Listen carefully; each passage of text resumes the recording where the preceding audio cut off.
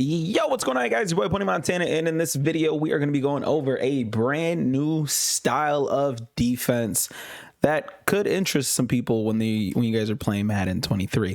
Now, before I get into it, if you guys are new to the channel, do not forget to hit that subscribe button, like the video, and comment down below on anything you guys might want to see on the channel. Or just comment FTA. You guys already know the vibes. If you back for another video, for the algorithm helps push these videos to more and more people. So let's get right into it, man. Brand new defense. Now, typically there is a hybrid defense of man coverage and zone coverage. Well, today I have something a little bit different for you guys. So we're going to be going over a hybrid defense of zone coverage and match coverage. I know that sounds a little weird, I'm not going to lie, but we're going to utilize the technique that we went over a few days ago. Shout out to my boy Zan for actually being the one to come out with this. So I'm going to go ahead and utilize a hybrid version of this. So what we're going to do, we're just going to come out in 3-3 cub. So typically my defense is I'm coming out in nickel 3-3 and I'm audibling into 3-3 cub. But since we are just making a video and I'm not actually playing in a game to utilize my safeties, we're just going to come out in 3-3 cub. For those of you guys who do want to run nickel 3-3, the reason why you do so is so that you can have safeties in these linebacker positions. As you can see, I have Ronnie Lott, I have Brian Dawkins, and I have Hitman at my linebacker position. So I would audible from this into this. This is how I would normally run the defense. But for this video, we're just going to utilize this with the normal 3-3 cub. And I'm just going to explain and go over the exact situation here. So I'm going to put my zone drops, my flats to a decent, 20 to 30. In between that range.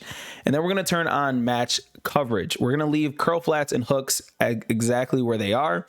And we're just going to come out in a Tampa 2. Tampa 2 is a cover 2 defense. And then on the defensive side, on the offensive side, we're just going to come on bunch tight end. That's the current playbook that I'm utilizing. And I'm just going to showcase, because there is a lot of lab work to be done, but obviously this is something that needs to be looked at and needs to be kind of utilized and ran, because in situations where you are utilizing man coverage with zone coverage, what happens?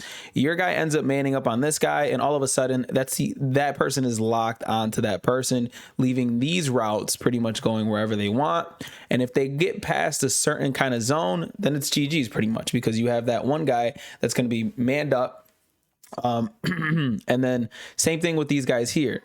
If this guy's manned up here, this guy, let's just say that we're running like a hybrid cover 2, right? And these guys are all manned up to these people. They're locked into those spaces, which means that you're going to end up getting, someone's going to have a nice little route bounce, or someone is going to be able to sit there and pretty much take your defense out of its current position. And somebody's going to end up open without that like route bouncing situation that match coverage has. So what I'm going to do here in this situation is I'm going to go ahead and reset my play. And that is going to reset match coverage. So now these vert hooks should match into vert hooks, but we're going to do something different. We're going to take this outside linebacker here and we're going to put him in a seam flat. Okay. Now with this seam flat here, I'm going to go ahead and I'm going to run this play absolutely stock, right? This is with the seam flat. You see how Lawrence Taylor comes down to actually guard the flats there. Now I'm not going to reset the play. I'm just going to put Lawrence Taylor in his seam flat. But because we have zone drops active right now, Lawrence Taylor is going to play that curl flat like a normal curl flat. It's not going to play like a seam flat. He's going to play it like a regular purple.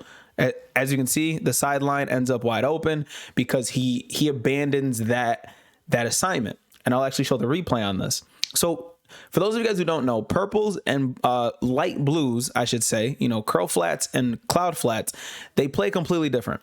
Cloud flats go all the way down to the sidelines, and they make sure that they guard the outside routes. Curl flats don't. Curl flats go into an area, and if I had to utilize my squigglies, curl flats go up until pretty much this point. This is where curl flats typically guard. Cloud flats are on the outside of that, and they guard pretty much here. right? That's where their kind of limits are set. So that's why right now with our zone drop set, the curl flat's going to play exactly where it plays. Now, granted, if we had an actual skilled player there, like I do utilize my safeties in these positions, he might have been able to get a swat off of that, or potentially, you know, an interception. Depends on the kind of player. But wouldn't you rather have your player, and this time I'm actually going to set up the defense with the hybrid mix, and I'm going to put him in a seam flat that should match. But wouldn't you rather your player follow that route all the way down? And as you can see, look at Lawrence Taylor out there playing that route like a G.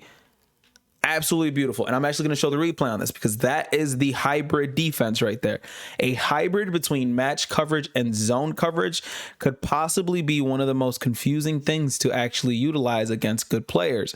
As you can see, he starts to come down and he's able to play both routes. Now that allows us to even put this cloud flat even deeper. So he ends up playing this at around like a 30-yard mark instead of that 25. So we sit there and we have our defense set. And as you can see, Lawrence Taylor is out there on the flats to actually guard that route. It's something that needs to be worked on. It's something that should be worked on, but it allows us to pretty much utilize all these different kind of coverages in our defense. And on top of that, oh, I forgot, this is because of the kind of defense that we're running. It kind of changes everything. So we're going to reset the defense here, and I'm going to put the outside guy in a curl flat. Put this guy there. We kind of got like a super hybrid. This is kind of like a cover 6 kind of defense. And I'm going to put this guy in a mid read here.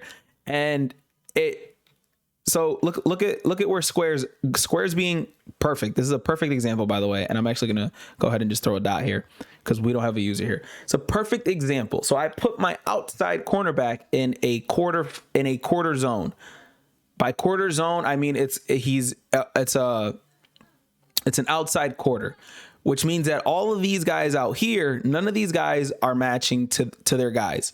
Okay. This guy's just playing a cover 2, and that's why he's out there on the flat. Brian Dawkins is in a mid read, and he ends up following him all the way up.